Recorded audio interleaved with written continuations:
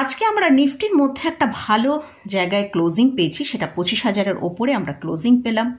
Bank নিফটিতেও আমরা closing পেয়েছি 51,564-তে।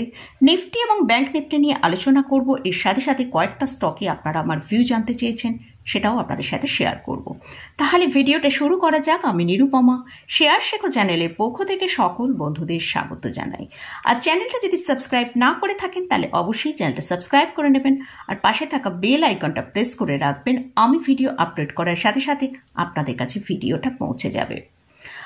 প্রথমে আসছে নিফটি নিয়ে। নিফটিতে আমরা আজকে একটা ভালো কিন্তু ক্লোজিং পেয়েছি, যেটা হচ্ছে 25,010-এ ক্লোজিং পেয়েছি। নিফটি আজকে নিচের দিকে যেটা যতটা লো করেছিল সেটা হচ্ছে 24,956, আর ওপরের দিকে হাই দেখিয়েছে 25,078 পর্যন্ত। তো আমরা নিফটিকে যদি আগামীকাল দেখি 25,025-এর ওপরে ট্রেড করছে, সেক্ষেত্রে কিন্তু নিফটির মধ্যে একটা ভালো বুলিশ মোড আসতে পারে। সেটা হচ্ছে 25,100 এবং নেক্সট টার্গেট 25,140 থেকে 50-এর মধ্যে আসতে পারে। তো আর যদি নিফটি যে স্ট্রং সাপোর্টের জায়গাটা আছে 24,850-কে ব্রেক করে নিচের দিকে ট্রেড করে, সেক্ষেত্রে কিন্তু নিফটিতে একটা ভালো সেলিং আসতে পারে। সেটা হচ্ছে 24,750 পর্যন্ত নিফটি নিচে আসতে পারে। আজকে ইউএস মার্কেটে অ্যাপল এবং অ্যামাজনের আর্নিংয়ের রেজাল্ট আসবে, তার এফেক্ট কিন্তু ইউএস মার্কেটের আমরা স্টক মার্কেটের ওপর দেখতে পাবো, এবং তার এফেক্ট ভালো হোক খারাপ হোক যেটাই হোক না কেন সেটা আমাদের ইন্ডিয়ান মার্কেটেও একটা পড়বে। তো এছাড়াও বিভিন্ন গ্লোবাল নিউজ মার্কেটের মধ্যে ঘোরাফেরা করছে, তারও একটা ইম্প্যাক্ট কিন্তু স্টক মার্কেটের উপর পড়তে পারে। তাই আমাদের কিন্তু যখনই আমরা ট্রেড করব অবশ্যই স্ট্রিক্টলি স্টপ লস তো ফলো করতেই হবে, এবং মার্কেটকে ভালো করে ওয়াচ করে তারপরে কিন্তু ট্রেডটা নেওয়া বেটার হবে। আর ব্যাংক নিফটি নিয়ে আলোচনা করছি। ব্যাংক নিফটি কিন্তু একটা ন্যারো রেঞ্জের মধ্যে লাস্ট 5 ডেজে আমরা যদি দেখি সেখানে ঘোরাফেরা করছে। তো যতক্ষণ না ব্যাংক নিফটি 51,850-এর ওপর ট্রেড করছে ততক্ষণ কিন্তু ব্যাংক নিফটিতে ভালো মুড আসার কোনো চান্স নেই। যদি ব্যাংক নিফটি 51,850-এর ওপর ট্রেড করে তাহলে সেক্ষেত্রে আমরা 52,200 এবং 52,300 ওপরের দিকের মুভ দেখতে পেতে পারি। আর যদি ব্যাংক নিফটি 51,500-কে ব্রেক করে নিচের দিকে ট্রেড করে, সেক্ষেত্রে আমরা নিচের দিকে 51,200 পর্যন্ত নিচের দিকে আসতে পারি। তো এটা গেল নিফটি এবং ব্যাংক নিফটি নিয়ে আলোচনা করলাম। এরপরে যে স্টকগুলোয় আপনারা আমার ভিউ জানতে চেয়েছেন সেই স্টকগুলো নিয়ে আলোচনা করছি। ফার্স্ট যে স্টকটা নিয়ে আলোচনা করছি সেটা হচ্ছে KIOCL। এই স্টকের এখন কারেন্ট প্রাইস চলছে 451 টাকা। এই কোম্পানি অনারশিপ হচ্ছে মিনিস্ট্রি অফ স্টিল, ইন্ডিয়া গভর্নমেন্টের আন্ডারে এই কোম্পানিটা চলছে। এটা সেন্ট্রাল পাবলিক সেক্টর কোম্পানি। এই কোম্পানি আয়রন ওর মাইন ইন্ডাস্ট্রিতে বিলং করে। এই কোম্পানির রেজাল্ট সম্পর্কে ভিউয়ার্স জানতে চেয়েছেন। জুন কোয়ার্টারের রেজাল্ট এখনও আসেনি।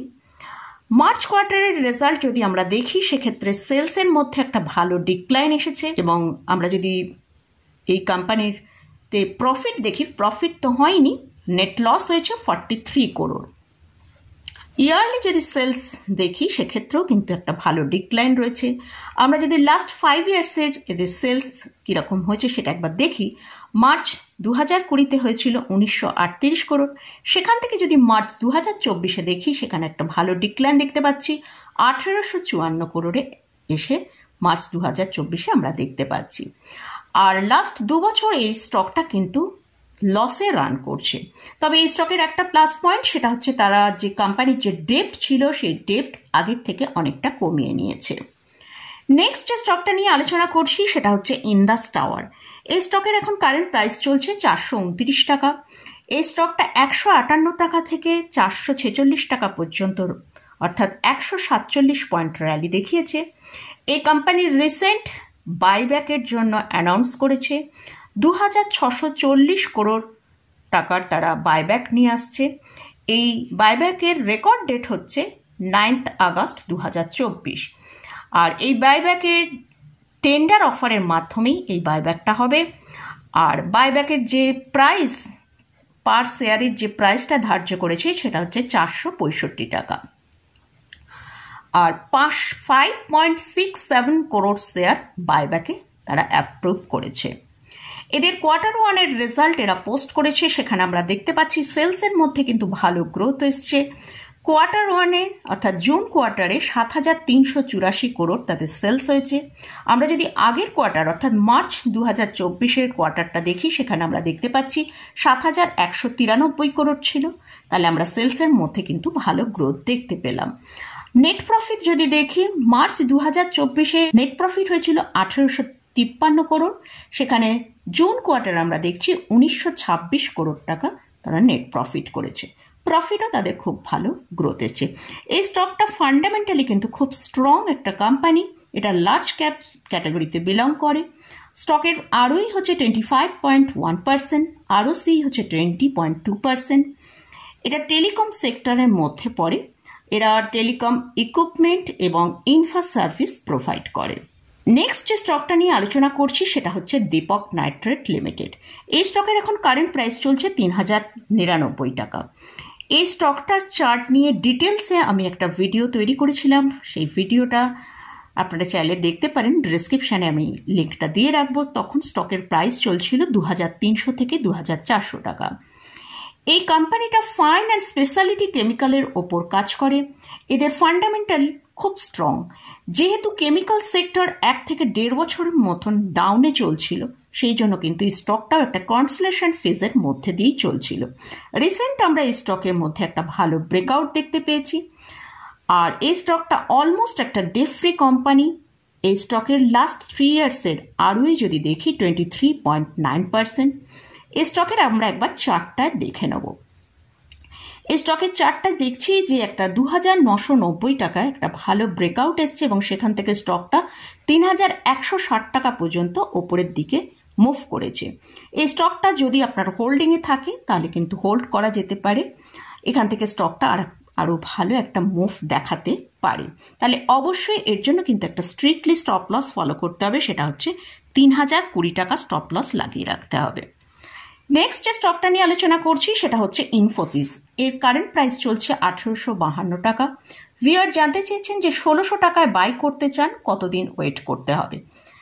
এইভাবে কিন্তু কোনো স্টকে বলা যায় না যে স্টকটা কতদিনে সেই প্রাইসে আসতে পারে। আর বিশেষ করে ইনফোসিসের এখন পারফরমেন্স কিন্তু খুবই একটা ভালো পারফরমেন্সের মধ্যে ইনফোসিস। রিসেন্ট আমরা কোয়ার্টার ওয়ানের রেজাল্ট দেখেছি, খুব ভালো এসেছে। ইনফোসিসের সেরকম কোনো নেগেটিভ নিউজ এখন নেই।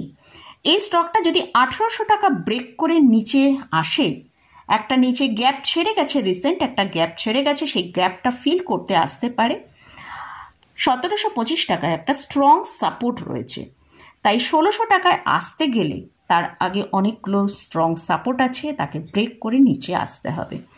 তবে মার্কেটে যদি একটা ভালো কারেকশান আসে, সেই কারেকশানে হয়তো ইনফোসিসও নিচে আসবে, তখন আমাদের ওয়াচ করতে হবে ইনফোসিস কতটা নিচে আসে। লাস্ট যে স্টকটা নিয়ে আলোচনা করছি সেটা হচ্ছে ব্রিটানিয়া। এই স্টকের এখন কারেন্ট প্রাইস চলছে 5,733 টাকা। এই স্টকটা অবশ্যই একটা এভারগ্রিন স্টক, আর এটা এফএমসিজি সেক্টরে বিলং করে। এই কোম্পানি 100 ইয়ার্স ধরে আমাদের বিভিন্ন ফুড প্রোডাক্ট সার্ভিস দিয়ে আসছে। এইসব স্টক যখনই কোনো ডিক্লাইনে আসবে, ভালো একটা ডিক্লাইন এলেই এই স্টকগুলো কিন্তু আমাদের পোর্টফোলিও অ্যাড করা যেতে পারে। এই কোম্পানি ভালো ডিভিডেন্ড পে করে।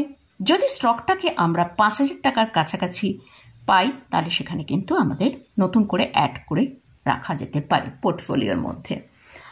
তো মোটামুটি এতগুলো স্টক এবং ইন্ডেক্স নিয়ে আলোচনা করলাম। এই স্টকগুলোয় আপনারা আমার ভিউ জানতে চেয়েছেন, সেটাই আপনাদের সাথে শেয়ার করলাম। আর ইন্ডেক্স সম্পর্কেও আমি আমার ভিউ আপনাদের সাথে শেয়ার করলাম।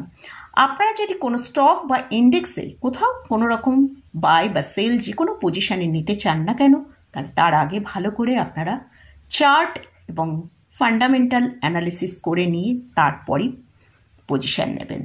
আমি এখানে কোনো স্টকে বা ইন্ডেক্সে কোনো বাই রেকমেন্ডেশন বা সেল রেকমেন্ডেশন করছি না।